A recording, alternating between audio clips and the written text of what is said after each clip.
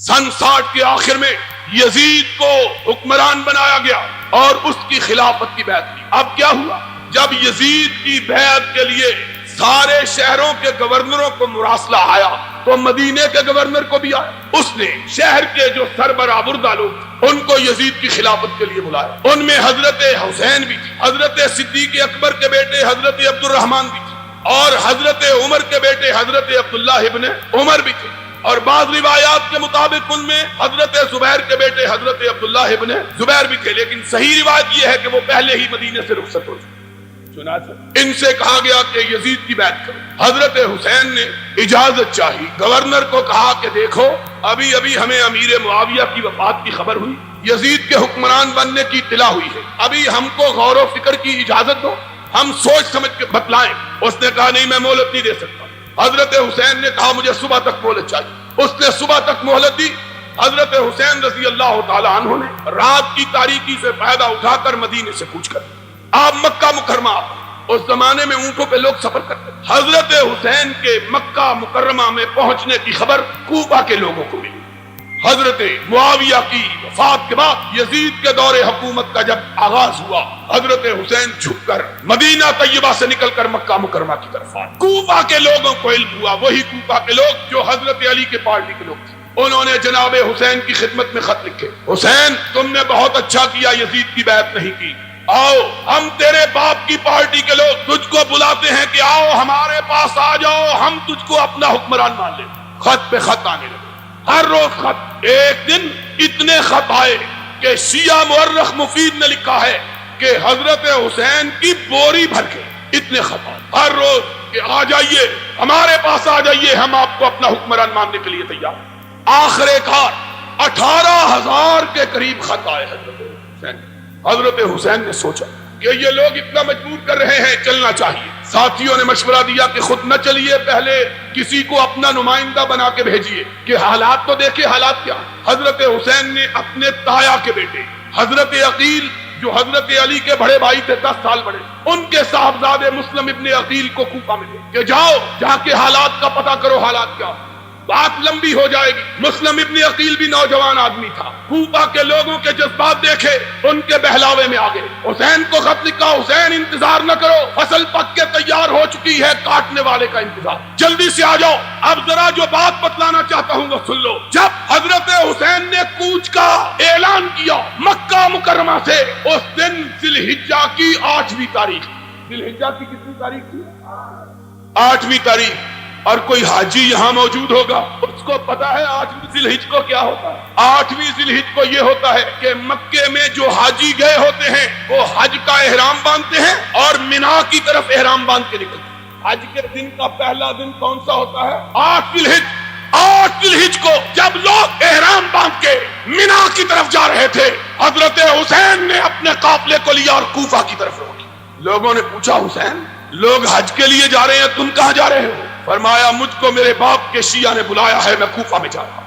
حضرت عبداللہ ابن عباس جو حضرت حسین کے چچا تھے، حضرت علی کے چچا کے بیٹے، ان کو پتا چلا حضرت عبداللہ ابن عباس ان کو 3 مقام حاصل ہیں۔ ایک یہ کہ حسین کے چچا، دوسرا یہ کہ یہ وہ شخصیت گرامی ہے جن کا نام لے کے نبی نے ان کے لیے دعا کی ہے، اللہم علمہ القرآن وفقہہ فی الدین، اللہ عبداللہ ابن عباس کو دین کی سمجھ عطا فرما۔ تیسرا یہ حضرت علی کی فوجوں کے کمانڈر ان چیف رہے، 3 حیثیتیں۔ عبداللہ ابن عباس کو پتا چلا، بھاگے ہوئے آئے، حسین کی اونٹنی کی مہار تھام لی۔ فرمایا حسین کہاں جا رہے ہو؟ کہا کوفے کے شیعوں نے بلایا ہے۔ فرمایا جن شیعوں نے تیرے باپ سے وفا نہیں کی، تجھ سے وفا کیسے کریں گے؟ نہ جاؤ حسین، جانا ہے تو کسی اور جگہ جاؤ۔ اب حسین دانا اور بینا آدمی، 59 سال کے پختہ عمر کے انسان، گرم و سرد جشیدہ، عبداللہ ابن عباس کو کہتے ہیں چچا میرے راستے سے ہٹ جاؤ، میں نے جو فیصلہ کر لیا ہے اس سے پلٹنے کے لیے تیار نہیں۔ حضرت ابن عباس نے کہا حسین اگر مجھے معلوم ہو کہ میں تیرے اونٹ کے راستے میں لیٹ جاؤں گا تو رک جائے گا تو میں لیٹنے کے لیے تیار ہوں، مت جاؤ۔ حسین نے کہا چچا اب آگے اٹھے ہوئے قدم پیچھے نہیں ہٹ سکتے۔ عبداللہ ابن عباس نے تاریخی الفاظ کہے، فرمایا اگر تو نہیں رکتا تو میری پشین گوئی سن لے، میں تیری داڑھی کے بالوں کو خون میں رنگا ہوا دیکھ رہا ہوں۔ جنہوں نے تیرے بڑے بھائی اور تیرے باپ سے وفا نہیں کی وہ تجھ سے بھی وفا نہیں کرے. حسین اس کے باوجود چل لی. اب ادھر ماجرا دیکھیے کہ مسلم ابن عقیل کے ہاتھ پر 32,000 سے زیادہ لوگوں نے موت کی بیعت کی. یزید کو پتا چلا کوفے کے صوبے کے حالات خراب ہیں. اس نے پہلے گورنر کو تبدیل کر کے عبید اللہ ابن زیاد کو گورنر بنا کے بھیجا. صرف 18 آدمی اس کے ساتھ بھیجے. کتنے آدمی؟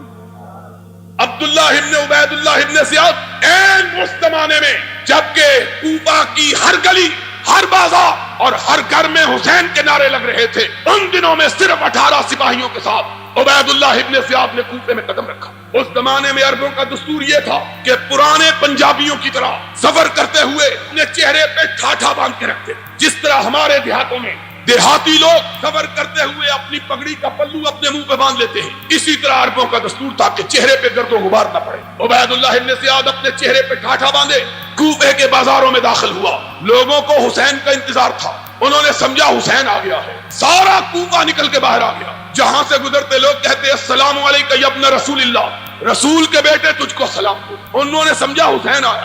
جب تک عبید اللہ ابن زیاد اپنے گورنر ہاؤس میں پہنچے 32,000 کے قریب کوفی جمع ہو چکے تھے. حضرت مسلم ابن عقیل کو پتا چلا، وہ بھی بھاگے ہوئے آئے کہ حسین آ گیا.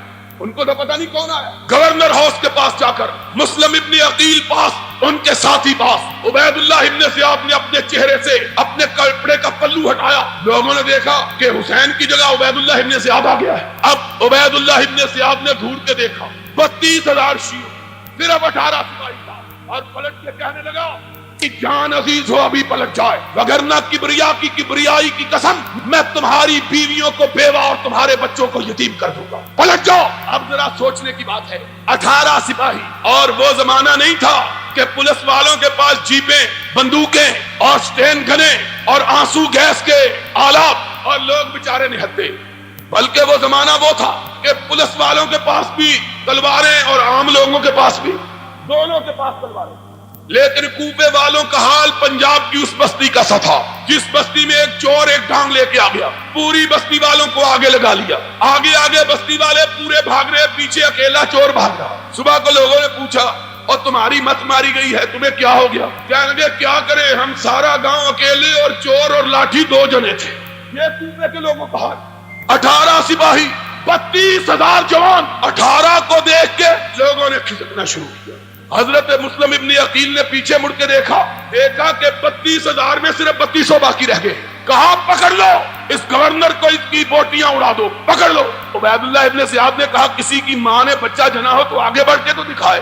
یہ کہنے کی دیر تھی کہ عبید اللہ ابن زیاد نے یہ لفظ نکالے. مسلم ابن عقیل نے دیکھا کہ صرف 32 آدمی ساتھ رہ گئے. اب ذرا اور آگے بڑھے. جاؤ الارشاد شیخ مفید کی، اعلام الورا تبرسی کی، الفصول المہمہ ابن سباق کی، کشف الغمہ اربلی کی، تمہاری کتابیں اٹھاؤ. کوئی مقابلہ، کوئی لڑائی نہیں ہوئی.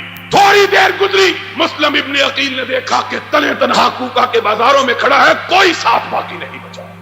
پردے، اجنبی، تنہا، غریب الوطن، کوفے کے راستوں کو بھی نہیں جانا، پتہ ہی نہیں راستہ کیا. اب بھاگا. اس کی تو بالکل یہی مثال ہے کہ میرے جیسا آدمی شاد باغ میں آئے، تم سارے بھاگ جاؤ تو میں کہاں جاؤں گا؟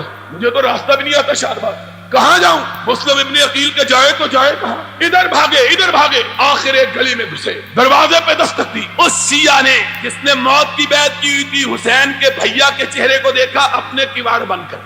دوسرے دروازے پہ دستک دی. اس نے دیکھا، پھر کیواڑ بند کر لیے. تیسرے چوتھے بھاگتے رہے، پیچھے سپاہی بھاگ رہے ہیں. تعاقب ہو رہا ہے. ایک جگہ پاؤں کو اندھیرے میں ٹھوکر لگی، حسین کا بھائی منہ کے بل گرا، دانت ٹوٹ گئے، منہ سے خون کا فوارہ چھوٹ پڑا. کوئی شیعہ نے علی میں سے خون پوچھنے کے لیے تیار نہیں. ساری رات مسلم ابن عقیل کوفہ کے بازاروں میں کوفیوں کی بے وفائی کا ذکر کرتے ہوئے گھومتے رہے. کوئی پناہ دینے کے لیے تیار نہ ہوا. پیاس سے نڈھال ایک مکان کے دروازے پہ جا کے گر پڑے. چیخ کی آواز گھر والوں تک پہنچی. ایک بڑھیا اندر سے باہر آئی. دیکھا کہ مسلم ابن عقیل جس کے ہاتھ میں کل ہزاروں نوجوان موت کی بیعت حسین کے لیے کر رہے تھے، اس بڑھیا نے مسلم ابن عقیل کو اندر جگہ دی. بیٹے نے کھٹ پٹ کی آواز سنی، پوچھا اماں کون ہے؟ بڑھیا کہتی ہے کوئی نہیں کوئی نہیں. اس نے کہا مجھے آواز آئی ہے. اس نے کہا تیرا وہم ہے. بڑھیا چھپاتی ہے، بیٹا انکار کرتا ہے، اصرار کرتا ہے. آخر دروازہ کھولا، دیکھا سامنے مسلم ابن عقیل بیٹھا ہے. بڑھیا کی آنکھوں میں آنسو آ گئے. کہنے لگی او ظالمو، کل تک اس کے نام کے نعرے لگاتے، اس کے ہاتھ پہ بیعت کرتے تھے، آج اس کو مارنے کے لیے دوڑتے ہو. خدا کا خوف کرو، یہ رسول کے نواسے کا نمائندہ اور رسول کے بھائی کا بیٹا، کوئی ظلم نہ کراؤ. اس نے جلدی سے آگے بڑھ کے ہاتھ کو بوسہ دیا. اس نے کہا میں تو جانوروں کے پیر چومنے والا ہوں، یہ تو انسان ہے. میں تو بڑا فرما بردار خادم، خدمت گزار، ہاتھ چومے پاؤں چومے. ہمارے کو بھاگ جاگ اٹھے، ہمارے گھر میں نارائن آ گئی، ہمارے گھر میں دیوتا آ گئے. ماں بیچاری دھوکا کھا گئی. اس نے کہا ہاں کسی کو بتلا نہیں. کہا ماں ایسی بات کیا کرتی ہو؟ تھوڑی دیر گزری کہ بیٹے صاحب وضو کرنے لگے. اس نے کہا کیا بات ہے؟ ابھی تو فجر کی اذان بھی نہیں ہوئی. کہنے لگا ماں شکرانے کے طور پہ تہجد پڑھنے لگا ہوں، آج رسول کے نواسے کا ہرکارہ ہمارے گھر آیا ہے. ماں بڑی خوشی، آج تہجد پڑھنے لگا. کہتا ہے ماں جی چاہتا ہے مسجد میں جا کے پڑھوں نفل، اس مسجد میں جس مسجد کو اس کے چچا علی نے بنوایا. ماں نے دروازہ کھولا، وضو کر کے سیدھا گورنر ہاؤس پہنچا. عبید اللہ ابن زیاد کو کہنے لگا آؤ میں تمہارا شکار اپنے گھر میں پھنسا کے آیا. ان کی حالت حضرت مسلم ابن عقیل شہید ہوئے. قافلہ حسین مکہ سے رخصت ہو چکا ہے، چند منزل فاصلہ طے کیا. حسین کو خبر ہوئی مسلم ابن عقیل اس طرح بے یار و مددگار، بے کسی اور بے بسی کی موت مارے گئے ہیں. پلٹنے کا ارادہ کیا. جاؤ کوئی ماں کا لال دکھاؤ تو صحیح جو اس کا انکار کرے. حسین نے پلٹنے کا ارادہ کیا. مسلم ابن عقیل کے بھائی بیٹھ گئے. کہنے لگے حسین ہمارا بھائی مرا ہے، ہم پلٹنے کے لیے تیار نہیں. حسین نے دیکھا یہ پلٹنے پر آمادہ نہیں. فرمایا اگر تم پلٹنے پر تیار نہیں تو میں بھی نہیں پلٹتا. چلا قافلہ کوفے میں. اب جتنی تلواریں ہیں وہ عبید اللہ ابن زیاد کے ساتھ ہیں. لوگ وہی لوگ جو کل تک حسین حسین کا نعرہ بلند کر رہے تھے، آج یزید یزید کے نعرے بلند کر رہے ہیں. اور ابھی کئی منزل دور کربلا میں نہیں پہنچے. 10 تاریخ کی صبح 10 بجے کہ ادھر سے عبید اللہ ابن زیاد اپنا لشکر لے کے آ پہنچا. حسین نے نظر اٹھائی، دیکھا لشکر میں کوئی بھی شامی نہیں، سارے کوفے کے لوگ. کہا کیوں آئے ہو؟ کہا حسین تجھ سے لڑنے کے لیے آئے ہیں. حسین نے بوری بھری ہوئی خطوں کی اٹھائی، ایک ایک کا نام لیا. تم میں تمہارا فلاں سردار موجود ہے؟ اس نے کہا موجود ہے. فرمایا یہ تم ہی نے خط لکھ کے مجھ کو بلایا تھا؟ کہا بلایا تھا، غلطی ہو گئی تھی. کہا اگر غلطی ہو گئی تھی تو اب کم از کم گھر میں بیٹھے رہتے، میرے خلاف لڑنے کے لیے تو نہ آتے. ایک ایک کا نام لیا. پھر بات بڑی. کہا اپنے سردار کو بلاؤ. اس طرف سے کمانڈر آگے بڑھا. کیا بات ہے؟ کہا میری 3 شرطیں ہیں. مجھ کو واپس پلٹ جانے دو. مجھ کو واپس، سنا بات. کہا مجھ کو واپس، میں مکے واپس چلا جاتا ہوں، مجھ کو چھوڑ.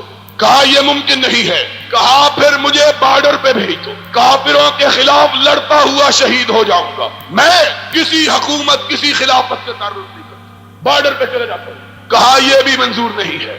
تیسری بات. کہا مجھ کو یزید کے پاس لے چلو، جو وہ میرے ساتھ فیصلہ کرے گا مجھے منظور ہوگا. اس نے کہا ہم کو یہ بھی منظور. 3 مطالبے کوفیوں نے تینوں مسترد کر دیے. اور اسی لیے ہم حسین کی شہادت کو شہادت سمجھتے ہیں. کیوں؟ اس لیے کہ حسین لڑنے کے لیے تیار